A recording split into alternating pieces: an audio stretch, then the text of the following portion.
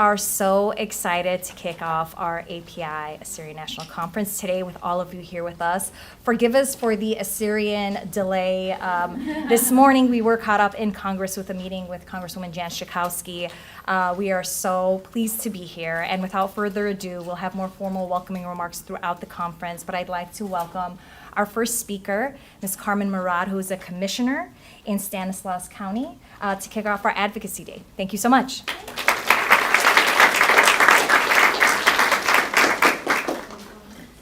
Thank you. Shalom aleichem.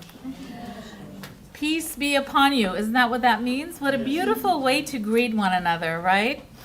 I am so proud to be here today. I would like to thank all of you for being here today, but in particularly the Assyrian Policy Institute for organizing this event, for inviting us as speakers and our distinguished panelists that you will see later on in this conference. I would also like to thank board members, especially a dear friend, someone that I look up to, Ms. Ishtar Sayadi. Yes. I don't want to name too many names so I can forget, but because Ishtar is from my district, from Stanislaus County, from Turlock, and we've been able to do a lot together. So I also want to make a comment without sounding too personal here, but I see a lot of young women here. And can we have a shout out for that? No offense to the guys, there's a lot of nice looking guys here too, different age groups. But how exciting is it to have the future of our nation, the future moms that will be teaching their kids, their sons and daughters, how to live as Assyrian Americans in this country. So I'm very proud to be here today. So I've been invited to speak here, obviously for advocacy. And what advocacy looks like in the Assyrian community, and I can share that with you based on my experience. What does advocacy mean in our community? A little bit about me. I am a planning commissioner for the city of Modesto, which is an appointed position. I'm not like Alter, I wasn't elected. I'm also a county commissioner, meaning that the Board of Supervisors appoint you to a position, and I take it just as seriously. So when I became the chair of the Equal Rights Commission in Stanislaus County, it was a proud moment because I was able to carry a member of the Assyrian community to that level, to that commission. And one of the things that I was asked to do, which was a culture and diversity event, which meant that I could bring the Assyrian community as a part of a very diverse celebration. So I said to them, you want me to bring 6,000 years of history in a dolma dish? We can't do that. There's more to us than that. So it was music, it was culture, it was food, but I knew there was more than that we could do. So as the years went by, and I want to start with that because culture and food is very important. It's part of who we are. It's how we represent ourselves. It's how we celebrate ourselves. But I knew there was more that we could do. So as with each position, with each appointment, city, county, state, whatever, voter registration, the census, the redistricting commissions, all of those things meant to me that was one step that I could elevate within whatever opportunity that I had, that the Assyrian community was at the table as an advisor, as someone who was a decision maker within each committee, within each commission. So what I would like to do here, there's a lot to say, but without taking too much of your time, what I would like to talk to you is the framework that I follow, because I'm also a contractor with Stanislaus County. I founded the Assyrian Wellness Collaborative, which is a collaborative that concentrates on the well-being of the Assyrian community. How many of you have heard that? We talk about politics, we talk about conventions, we talk about music, entertainment, but when do we ask about the well-being of our people? We are a people of immigrants. refugees, asylum seekers. We all know what happens to our nation. And whether you're first generation or second generation, we're always talking about the struggles because we cannot forget about them. However, what gives us strength to go on, right? So I follow the framework of community capacity building, which is a real strategy that our county uses. We define what a community is. A community is defined as a group of people with similar backgrounds, heritage, shared experiences. In our case, we know what they are. Capacity building is finding a way to navigate through the system to help one another become productive members of society. Now, it's a fact that more Assyrians live in diaspora than in our ancestral homeland. All of you here are an example of that. Whether you were born and raised here or you came to this country as a young person.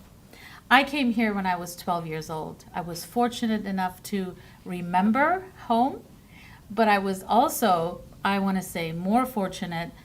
I was young enough so I could acculturate quicker, that I could find the way. And all of you know what I'm talking about. When you're children of immigrants, you become the translator. You become the one who answers the phone. You're the one who reads the letters when they come home, right? So we know that we have to help one another. We know that. We learn it as a young age. Now, one of the things that we also concentrate on through advocacy that I believe is important is preservation and advancement. Preservation has to do with culture, heritage, language. We're speaking English today because we're in Washington, D.C., right? But how important is it to keep our language alive and practice it and speak it and teach it to our kids? Now, the advancement part is what we're here to talk about. Advocacy means what? To be an advocate for your cause, for your vision, for your culture and community.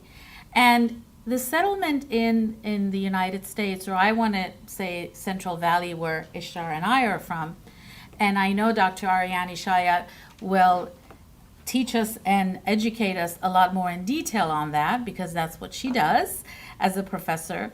It goes way before World War I. But what we do know, that we Assyrians, we own our communities. We become productive members of society very quickly. We acculturate. We learn the language. We become business owners. We become entrepreneurs. We become educators, professors. We open up our television stations. We become important business people. But what we need to work on when it comes to advocacy is to mobilize our community. What does that mean? Mobilizing a community in today's world means civic engagement. For those of you who watch my program, and I'm sure some of you have, the premise of what I do is civic engagement, meaning become informed. By becoming informed on issues that matter to you, you are able to make informed decisions. Attend city council meetings. Attend your county supervisor's meeting. And if you have kids in school, attend school board district meetings. Find out how your local government works. Volunteer like me. I was a professional volunteer for a long time before I got a contract out of it. But also being connected to Assyrian organizations is important. We have the perfect example here. My friend Rachel is here, and she will tell you, every Assyrian organization is bound to uphold its bylaws. Preserving the Assyrian language, heritage, and culture are the core values of every organization. As Assyrian population increases and grows, so does the need for local advocacy to improve the quality of life for our seniors and for our new arrivals from war-torn countries. Don't forget, we have Assyrian refugees arriving, whether they are, and Ishtar will tell you, as she was working for the Congressman's office, there is such a need for help. People might not come up and ask you, but if they have an issue with immigration, they need to call someone within the federal government. I get the calls. I used to work for Assemblyman Heath Flora. That's state government. So state government has to do with unemployment, Department of Motor Vehicles, insurance. That's what I mean by understanding how your local government works. Understanding the needs of the community members and providing cultural competency and sensitivity. That's one of the things that I do as a contractor with the Wellness Collaborative. Our culture, how we are raised, it determines how we reach out for services, especially with the stigma of mental health, of well-being and wellness. It was not easy to start the conversation on wellness and well-being. To talk about anxiety and depression, not easy. I took a lot of attacks for that. But I know that we as human beings experience things that we need to talk about. So that's one of the things that we need to understand to reduce stigma and increase awareness on issues that impact our everyday life. The other thing about civic competency is make sure your personal political views and agendas, they can be counterproductive to the cause of the entire community. I know it's election season. People are passionate. People really want their views to be everybody's views. And if you're going to be an advocate for an entire community, you need to make sure that you're somewhere in the center. You can never change anybody's mind. So we can always do more. I'd like to share with you. Remember in the beginning I told you that I started with food and dancing? And then we ended up with this. And I'll pass this around. In Stanislaus County, which is where Ishar and I are from, and I don't know if we have someone else from Turlock, Modesto, Ceres, everybody knows where those three cities are. We did voter registration drives. As you know, voter registration is when you sign up to register, and from a resident or a citizen, you become a constituent. When you become a constituent, you are on the radar of your elected officials. You have a voice now, right? Your vote is your voice. So the more we got people to register to vote, we got the attention of our elected officials. As the population grows in Stanislaus County, and we are quite a base where we are able to make or break elections. There's two ways you can get the attention of our elected officials. If you have money, you write big checks. That will get your attention. But elections are won by votes. In small communities, believe me, everybody wants to, even if it's within 10, 20, 50 votes, she's laughing, she knows. So all of a sudden, I get a call from our voter registrar about 6 years ago. Carmen, we want to talk to you about ballots being translated into the Assyrian language. Can you imagine what that felt like to me? We are a population that we don't have a country. We don't have a governance. We still have to explain to people that we're Assyrian and not Syrian. So imagine, due to this relentless advocacy, voter registration, ballots, these are official ballots that taxpayers paid for. And I want to pass them around. Every elected official's name, bio, every proposition is translated into Assyrian. And that's a very proud moment. And we also, again, with food and dance, we started. We ended up with our ballots being translated in our language. We ended up with Assyrians being on advisory boards for the Redistricting Commission. I was on the Complete Count Committee of the Stanislaus County Census. And I really have to mention this. We got a contract to produce public service announcements in Assyrian for the federal government. And who did the Assyrian part? The one and only Ishtar Sayadi. So I emailed Ishtar and I said, I have a script for you. I have a contract with the county CEO's office. And I want to bring a cameraman to the congressman's office. They opened the door for us that day. They were closed. There was Ishtar and there was the congressman talking to the Assyrian population about the importance of participating in the census. So imagine how far we can come. If the advocacy is done in the right way, it's not just asking for something when we need it. It's continuous work. We have to be so productive and proactive. That way, when there's time for us to need something, the established relationship is there. We just need to sustain it. So that is something I'm very proud of. And also working with our state legislature in California, Assemblyman Heath Flora, he did 2 resolutions for us. One, the most important one culturally, is Chag Nisan, right? Assyrian New Year. The other one was August 7th, which was, as we know, it's Martyrs' Day, but it also created a platform to raise awareness on genocide awareness. My friend Rachel and I were talking earlier about, imagine in the past 20, 30 years, how far has this advocacy for genocide grown? What she does amazing things in the Bay Area and San Jose. We do it in the Central Valley. And I'll never forget, when we were doing genocide awareness events at CSU, Stanislaus and Turlock, that's when Ishtar and Congressman Josh Harder said, we would like to introduce your own resolution in Congress, in House of Representatives. I want to take you back. We started with dancing, food, and culture. Advocacy grew, advocacy elevated, and personally to me, I want to share with you, every position, every appointment, every opportunity to me was a step to elevate my community to a higher level so we can be taken seriously, we can be taken and given a seat at the table as advisors to our local government. And that's the beauty of advocacy to me.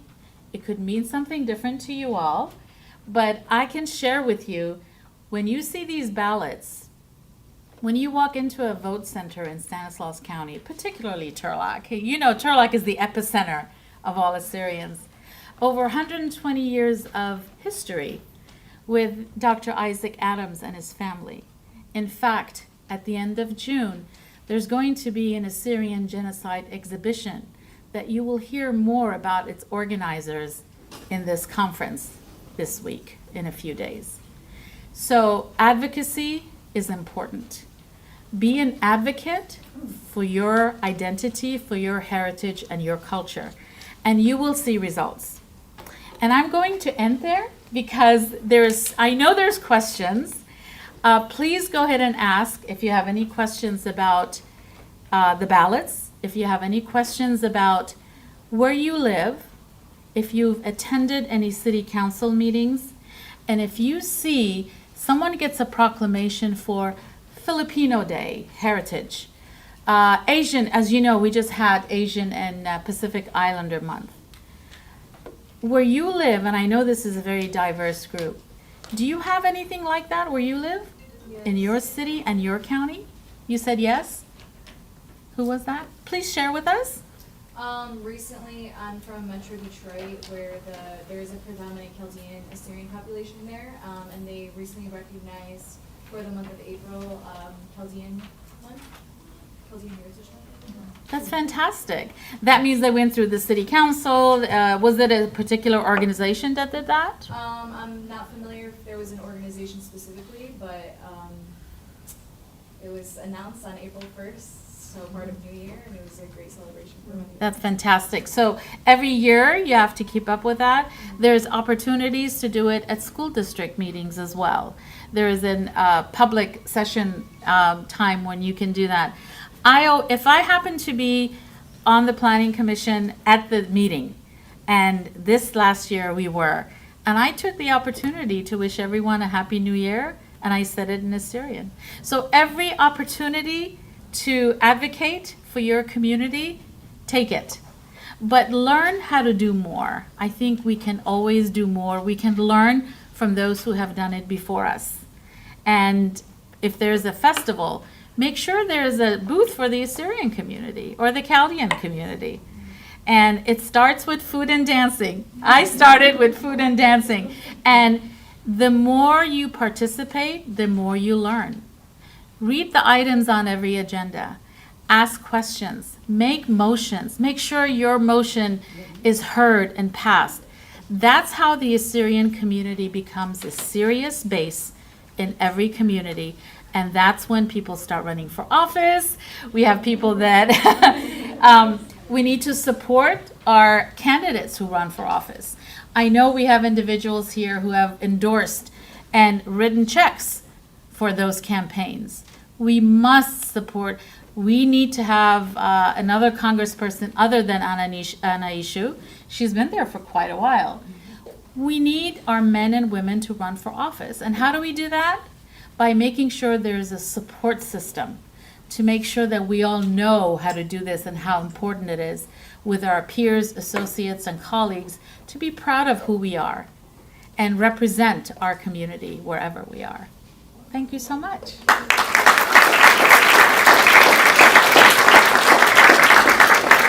Was there any questions? Yes, Dr. Ishaya. I'm very thankful and very impressed with the ballads in the Syrian language. But in order for people to read that script, they need to be literate in our language. Yes. So are there any preparations for establishing serious language, Assyrian language classes in the area where you live? Excellent question. Thank you, Dr. Ishaya.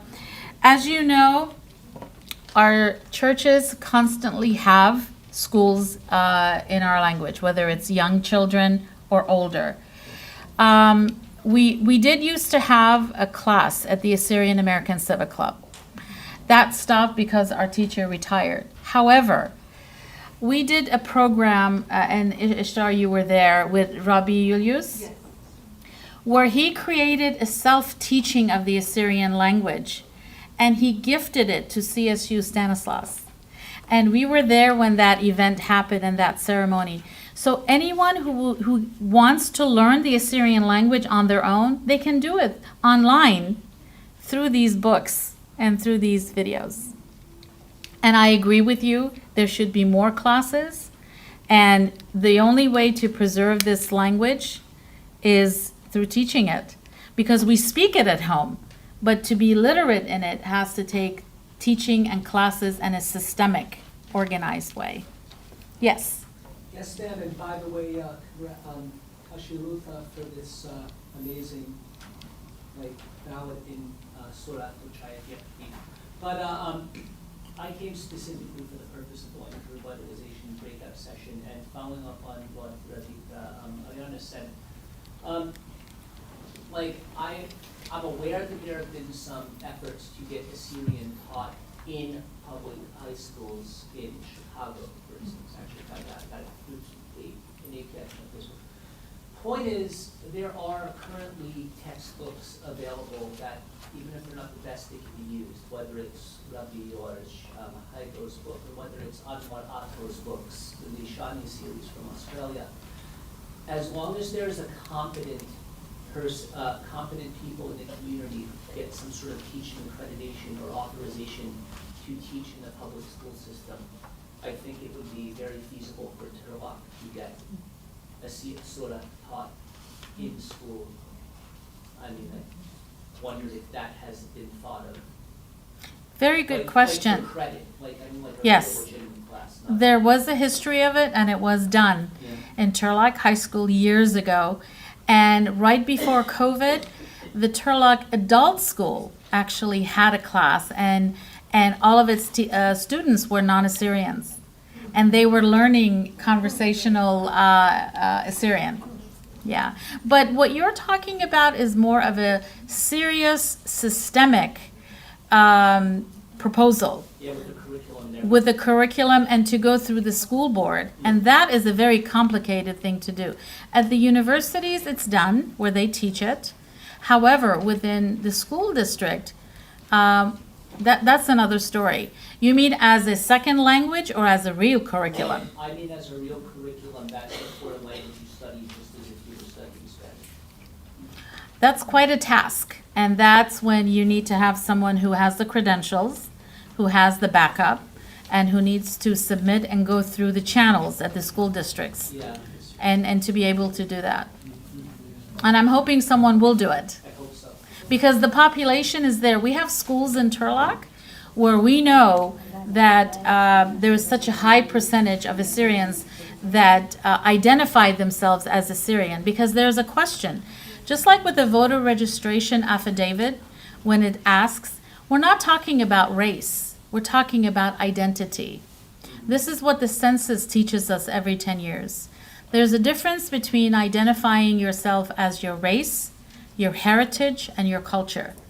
And if you noticed, if any of you participated in the 2020 census, they were combinations of multiple races and multiple backgrounds. And that's when we had the opportunity to write Assyrian. Race is different than heritage and culture. And once we understand that, we will know where we use which, right? And that makes a huge difference. We were writing Assyrian on the Stanislaus County affidavits. And how do I know that worked? Because in the Modesto Bee, there was an article from the Lee Lundergan, who was the previous voter registrar. I believe it was 2016. There was a young man by the name of Matthew Jacob who ran for the Turlock City Council. His campaign was amazing. They registered 500 people to vote. I was there every week at the Assyrian American Civic Club, waiting there to register people. We told everyone to write in Assyrian, right? And we knew it worked because in the Modesto Bee article, it said there was a high increase in voter registration in ethnic immigrant communities, especially the Assyrian community. That's when we said, whoa, people listened. People actually listened to what we were telling them. And we used the same strategy for the census. And because Stanislaus County is so unique, we have, I want to say 12, 13 churches in Turlock? 13 churches in Turlock, and that's not counting Ceres and Modesto. You drive down a street in Turlock, you will see the Assyrian flag. It's a very proud thing. On bakeries, on businesses, on stores, on grocery stores. That's called community ownership. When Vito Chiesa, who is our district supervisor, he uses one thing, he says, Carmen, you are such proud people. Pride is good, but what do you do with it? What do you do with it, and how do you, through the proper channels, can get your ballots translated in that language? It's an acknowledgement that we are a base in that county. And I bet all of you in this room either have a relative who lives in Turlock or know someone who lives in Turlock. So make sure you tell them to vote when it's election time. Make sure you tell them to register to vote, because it does make a difference. Thank you for that comment. And if I can just jump in really quickly. Yes. So we will talk more about that tomorrow. Carmen is going to be around all weekend. I'm sure she'd be happy to speak to all if you have additional questions. And Carmen, we're going to have sort of a networking session later tonight. So if you have additional questions, she'd be happy to take them. But we can continue on just because we're short for time. Yes. Thank you, everyone, for being here.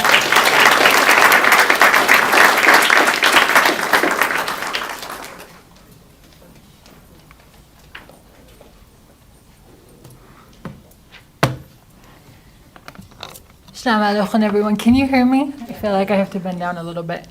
Every time I follow up Carmen and she talks about me, I'm like, can I just carry you around? She always makes me sound so good, but she also neglects to tell you that I learned a lot of what I do from Carmen, so she's amazing. I'm going to take a little bit of time here to talk about what we can do as the Assyrian community or how rather, we can communicate with our members of Congress, especially since We are here in Washington, D.C., and we had an amazing group go to Representative Schakowsky's office today to talk to their representative. And then we're going to be heading over to the Hill again to speak to my former boss, Representative Harder. So I just want to talk to you all about how we as Assyrians can use our voice and why it's so important for us to be heard by our representatives in government. We want to talk about what the issues are that matter to us and why they matter to our representative. Because if we don't speak up, our representatives aren't going to know what we need or want from them or what kind of representation we expect from them. So we want to talk to them about things like the genocide bill and why it's important to our community. Not just in the United States, but the repercussions of having the United States recognizing the victims, the Assyrian victims of the genocides, the recurring genocides, and how that's going to affect international relations. So community visibility, as Carmen so beautifully put it, and engagement means recognition as a minority, which brings various benefits from the federal government all the way down to local governments. For example, the beautiful ballot that's going around that's in Assyrian, and the efforts in the state of Illinois right now to have Assyrian be offered as a language class. Again, we're going to talk more about that tomorrow. But the more we speak up, the more we connect with our representative, the more we're heard, the more we are represented in our government. The more we matter, the more we're valued, and we're taken care of because every community, including us, have special needs. A little bit about me before we proceed, but Carmen covered it pretty amazingly. I worked for Congressman Josh Harder for about 2 years. I was a constituent services representative and manager. And I was able to uplift a lot of the Assyrian issues, the things that matter to us, to him, which was an amazing opportunity. So I have some experience in the area of contacting your congressman or congresswoman. Sorry, I thought I heard my name somewhere. So let's talk about how we can contact your representative. So it's very, very easy to get in touch with your member of Congress. You can either email them, snail mail them if that's your thing, or even call them if you're more comfortable with that. The contact information is easily accessible online. When you call or write or email, whatever it is you prefer to do, provide your name, address, and contact information. And the reason you're being asked for your contact information is because they might give you a call and be like, hey, you called about this issue. Why should I sponsor this bill? Give me more information. Why is it important to your community? The best way to structure your call is to first give your personal information, specify what you're calling about. For example, we want you to sponsor resolution 550. And then very briefly explain why they should take that action. And that's it. While you will not be able to speak with a representative directly, your messages are all accumulated together and then provided to the member of Congress, and that's going to affect how they vote for something or how they sponsor something. So every call, every email, every piece of snail mail they get is aggregated and presented to the member of Congress, and it affects how they vote on things. And it's not just the Assyrian issues that we want you to call about everything else, every other bill that matters to you, and let them know you're a member of the Assyrian community because your name gets written down. So to wrap up, all of your messages are going to be collected. Every single message you leave behind is going to be heard by your member of Congress. Even if you don't speak directly to them over the phone, the messages will get across. That's how we advocate. That's how we speak up. That's how we make our vote count. That's how we are heard and we become the voices of our community and those who don't have a voice anymore. Especially with this genocide bill that we've put forward, we encourage you to call your member of Congress. Tomorrow we're actually going to be leading an entire mass call text to your member of Congress asking you to sponsor Resolution 550 to recognize the victims of the genocide. That's how we become the voices of the people that were massacred. That's how we bring our history, our voices forward. And that's how we advocate for ourselves and for our people and our community. And I'm so excited to be here with you all. I'm looking at this room, and like Carmen pointed out, it's all young people. We're Assyrian. We're in Washington, D.C. with this gorgeous view of the Capitol. And we're Assyrian, we're here, and we're going to be heard. Thank you all so much.